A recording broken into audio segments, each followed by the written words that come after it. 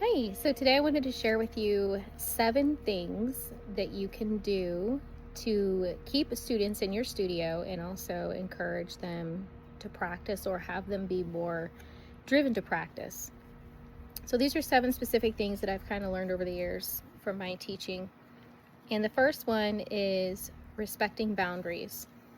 So, you want to make sure that you have really firm policies and know exactly what you're willing to tolerate and what you're not willing to tolerate. And then when you have someone interested in joining your studio, the best thing you can do is I do an interview slash trial lesson for 30 minutes. And we'll do a small lesson, but my main focus with that is to explain how my studio works and get right out of there immediately my policies and kind of get a feel for what the parents and the child are looking for.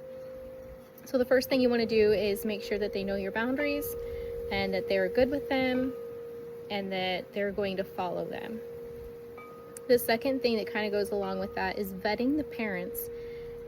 It's more the parent than the student that you're kind of looking for. So you want to make sure during that initial consultation or interview or whatever you do, I would do something that you're upfront with how things run in your studio. You're kind of asking questions about what they're looking for, and you want to make sure that it's a good fit. If they're wanting to just do, federation and exams and just constantly do that sort of route, and that's not really how you teach, then that would not be a good fit for you. And you're going to have issues and clashing. So vet the parents, find out, about schedules, find out about what kind of instrument they have to practice on, and so on. You want to be very clear up front with your expectations, their expectations, and also realistic about this is what you can expect. I've had some parents come in and be like, okay, I want my child to be able to play for at least in a year. That's not going to happen. That's a rare thing to have happen. So you can tell them up front that is just not going to happen. So you want to make sure they're going to respect your boundaries. Second one is vet the parent. Make sure that they're going to be a good fit for your studio, because if the parent is involved and matches what you're looking for and your methods of how you teach and run your studio, then it's going to be a whole lot easier to get the child on board as well. Third, be upfront on expectations as far as practice, lesson attendance. All of this kind of meshes together in a way, but you want to make sure that they have a realistic expectation and knowledge on practice and lesson attendance. You want to make sure they understand how your schedule works, whether or not you do makeup lessons. And you want to vet their schedule in a way and find out how many activities they're involved in, just to make sure that piano is something that they, or violin or whatever instrument you're teaching, it's something that they can actually legitimately, realistically fit in their schedule to not just attend lessons, but also practice. 4, you want to build a strong relationship. You need to build a relationship with the parent and with the child. And they're different relationships. With the parent, you need to earn their respect and their trust. And you need to also respect what they need and communicate with them on what they're looking for. And just be upfront. Most parents do not play an instrument and don't even understand how it works. So you have to keep that in mind and kind of educate the parent. And then you also have to build a relationship with the child. And every kid is different, so you kind of have to take some time to get to know them, find out about what their hobbies are, what they enjoy doing, or, how was school today. The more that a child feels like you care about them and that you legitimately care about them and that you're willing to listen to them for a moment if they had a rough day, then the more willing they're going to be to learn from you and to respect you and to work hard for you. And that kind of goes along the line with number 5, is to tailor the lesson to fit the student. So in my studio, I'm classically trained, and I trained all of my students to be classically trained.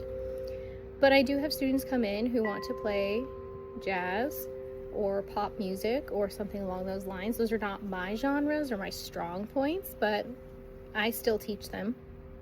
I'll still teach them how to do it. So you have to tailor the lesson without bending your teaching philosophy and methods. So there are times you have to put your foot down and say, nope, sorry, we can't learn that piece. You're not ready for it. But you know what? Let's do this. Let's make it a goal. Let's work on this A, B, and C for the next 6 months and see if this might be something we can revisit at that time.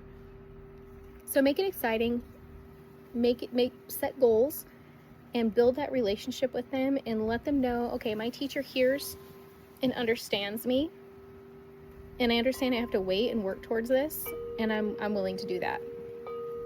The next thing is to be honest and encouraging. It is really hard to tell a student, no, you can't play that piece, because it just crushes them. So you have to do so with a but in there, okay? So I've had a student come to me who wants to play Debussy's Clair de Lune.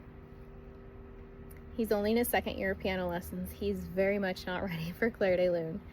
So I will go out and see if I can find a simplified version that he can do.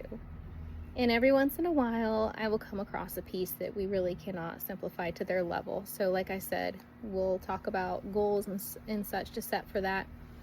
But then a lot of the times I can find a piece for them that's at their level, that's basically simplified.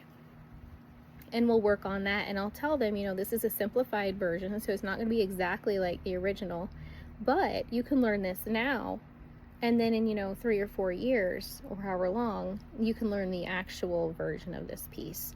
So you're being honest with them, but also encouraging them, and you're tailoring the lesson to fit them. And then the last thing is to communicate clearly with both the parent and the child, and you need to use what's called the education triangle.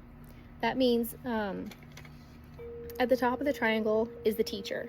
Okay, you're the one that's knowledgeable, you have the experience, you're the one that knows what needs to happen for the child to get to where they want to be. Down here at the bottom of the triangle, you have the parent and you have the child.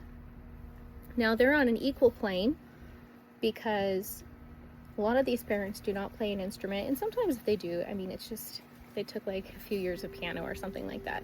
So the parent and the child are the ones that are still learning from you and need guidance. But at that same time, you have to have that communication among all three of you so that there is a bond there. And when the parent communicates with the teacher, then the parent knows how to help the child and the teacher knows how to help the child. Now the child wants to practice and work because they feel understood and heard. And when you communicate with the child, you're able to tell the parent, hey, George is struggling with piano. Can you sit down with him this week and help him? Or Sally sometimes doesn't understand her theory. So if that's the case, just shoot me a text and let me know what she's struggling with, and I can help her out that way. So you have to communicate. Really what it boils down to is you have to know your philosophy and teaching method and what you're willing to tolerate and not tolerate, and then vet the parent and make sure that before you even sign anybody up for anything, that everybody's clear in expectations, goals, and so on, and that they're going to be a good fit for your studio. And if you can get past that hurdle, then you will most of the time not have any issues with retaining that family. They will stay with you, and you will also struggle very little with getting the child to want to practice. Now, it's not going to eliminate everything, but these are some things that you can do in your studio to help keep your students in your studio and also minimize the whole issue of nobody's practicing. So I hope these things help you and kind of help you learn how to retain students, how to vet them and get the right students in your studio. And then you will get rid of a lot of the issues that teachers have with, they're not paying me, or they're fighting me on this, or the child isn't practicing, or they're not showing up for lessons. A lot of that can be nipped in the bud right away through a consultation and kind of vetting what they're looking for and making sure that they're a good match for you in your studio. All right, I hope that helps.